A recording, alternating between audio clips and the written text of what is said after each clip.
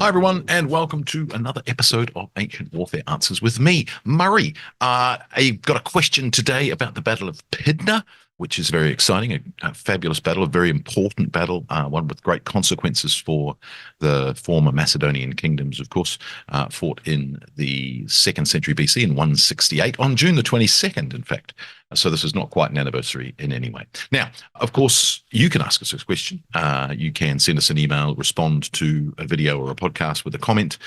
You can send us a postcard, as can be seen.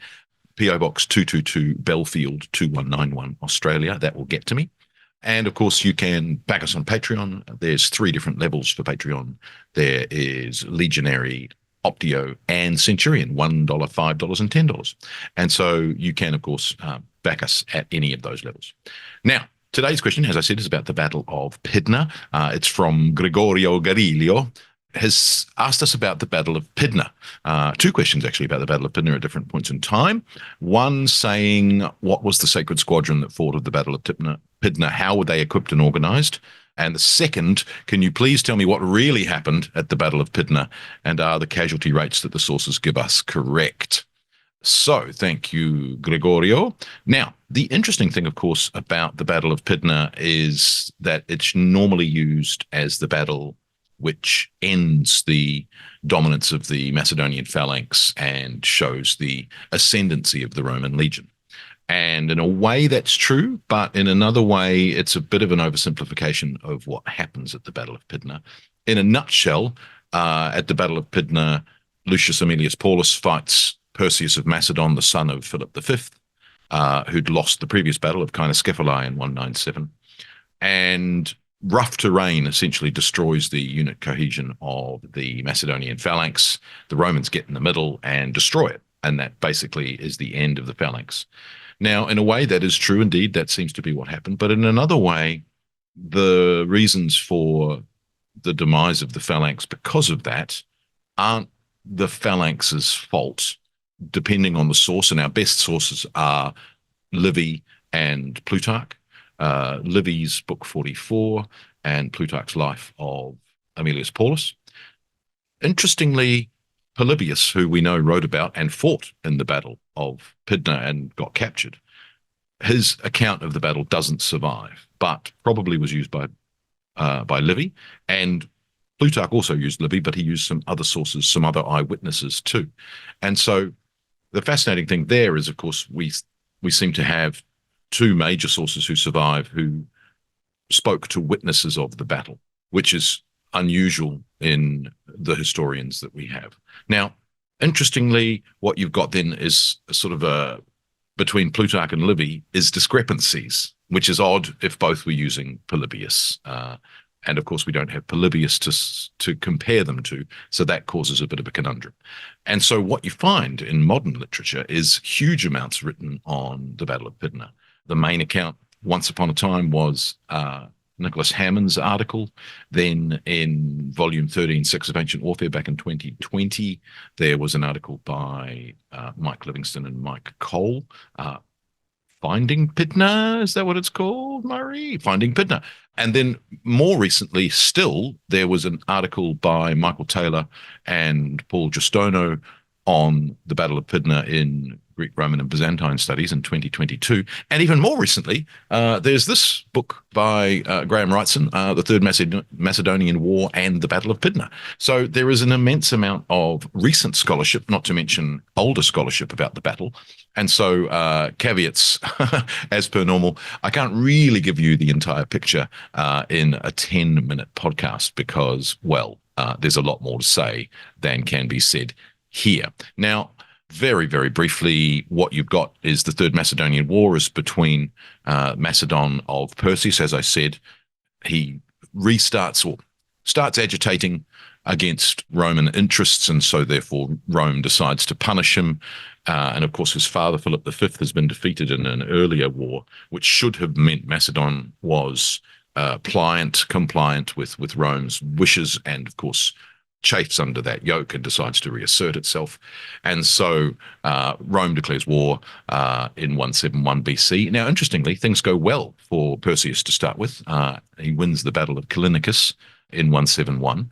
But the following year, Lucius Aemilius Paulus is appointed to the command of the Roman armies. Now, what you then have is a set of maneuverings between the Macedonians and the Romans. You've got the use of deserters telling the Macedonians where the Romans are. So it's a Roman deserter, which again is not something our sources tend to emphasize. And you've got a small force sent by Paulus under Publius Cornelius Scipio Nasica Coriculum to basically act as a feint. And so all of those sorts of maneuvers happen. And then there's a lunar eclipse, a lunar eclipse, which is again an ill omen or a good omen. Interestingly, we only get the story that the Macedonians regarded it as an ill omen, not that the Romans also regarded it as an ill omen, because of course they win the battle, so clearly it can't have been an ill omen. And if the Romans had read it that way and then won the battle, that's going to get written out. So anyway, the fascinating thing also about the Battle of Pydna is that there are several tropes which occur in the battle. So one of them, for instance, is this lunar eclipse is considered to predict the death of Perseus, and he doesn't die in the battle. One of the biggest issues of the battle is, of course, that he runs away from the battle. Again, it's hard to know. According to Plutarch, he runs away without having engaged, which seems very unlikely, but possible. There's all sorts of explanation. He doesn't engage his heavy cavalry, which, given the way he deploys his army, which I'll get to in a minute, is the whole reason it's there. Very unusual. There might have been a mutiny, very unusual in that case as well. There's also the issue that in the initial stages of the battle, the Macedonian phalanx is superior to the Roman legion and to the allies of the Romans, who can't penetrate it and they can't get into the ranks of the phalangites. And we get the Roman standard bearer throwing the standard into the middle of the phalanx and trying to inspire his men to go and get it back. And that doesn't work. It doesn't. They can't. They do win the battle, so we don't hear about that standard being lost because it's probably recovered. Now, what you then have is agitation to start a battle once the two armies come across each other, and Perseus has fully deployed his army, completely thwarting Paulus's idea that he may have snuck up on him, and he hasn't. And so you've got armies that seem to be roughly equal sized, about 4,000 cavalry on the side of the Macedonians, about 3,000 cavalry, 3,400 cavalry on the side of the Romans. The Roman army, somewhere between 20 and 30,000 infantry. The Macedonian army, 20,000 phalangites and another 10,000 men. So quite another sort of 30,000 men are roughly equal. In that sense, the battle is also quite a classic. If you've ever lined up your army in a war game or on a computer game, generally speaking, your heavy infantry will be in the center, and your other infantry will be on one of the flanks, and then the cavalry be on the outside of flanks on the wings. And that's exactly what the Romans do. The Romans also have elephants, which prove to be completely pointless and don't do anything worthwhile. And then again, you've got the phalanx of the Macedonians in the center, and then to the right of them, you've got the Macedonian Guard. Now, the interesting thing about the Guard, of course, and it's 3,000 strong, that mirrors the Hypaspists of Alexander. And similarly, Perseus commands the heavy cavalry, which is a royal squadron. And they also are on the right of that formation. So that's very Alexander-esque of Perseus. So the idea that Perseus flees from the battle rather than leads the cavalry in person in a charge a la Alexander, given that everything else he's done in the formation of the battle is a la Alexander, it's a very odd kind of scenario and difficult to get to the bottom of, which is why there's so much secondary literature analyzing the battle. Then there's the story of delaying the battle until the sun is in the eyes of the phalanx by the Roman commander, which could be deliberate. It's certainly explained as being deliberate, but it could also be accidental and or happens that way and therefore is explained as being deliberate later. Very hard to differentiate that. We do have an author named Posidonius, who's not the philosopher, who apparently claims that is it? Oh, it might be. Maybe I've got confused. It might be Posidonius. Oh, maybe I'm getting my source wrong. But anyway, there's a quote where actually Aemilius Paulus himself said how he was overwhelmed by the sight of the phalanx coming on, which is unusual in a Roman who wins the battle. That sort of idea of being overwhelmed by the sight of an enemy force that you actually defeated. It could be a very sort of self-deprecating, sorry, a fragment of Polybius, not Posidonius at all. Book 29, Polybius has a fragment of Aemilius Paulus speaking about the terror inspired by the Macedonian phalanx. Now, the interesting thing there, of course, is that if that's the case, the deliberate ploy may have been explained later rather than actually being part of the deliberate how did I win? What did I do right? Kind of analysis that the Roman general may have gone through, but it's difficult to know. So what you then have is the Macedonians are fighting against the Romans and they can't defeat it. And there's the idea of throwing the standard in, and it doesn't allow the Romans to recapture it. There's not that sense that you get in later sources, Julius Caesar and others. And so what the Romans do is they give ground. Are they retreating? Are they running away? No, they're not. They're not running away, but they're certainly retreating. But they retreat onto rough ground. Now, what then happens, of course, is that the phalanx pushes forward onto that rough ground, and that rough ground begins to disrupt its formation. And as the ground becomes rougher and there's more foothills, the phalanx begins to break up even more. And it then is the moment when the Roman commander realizes that that line has lost.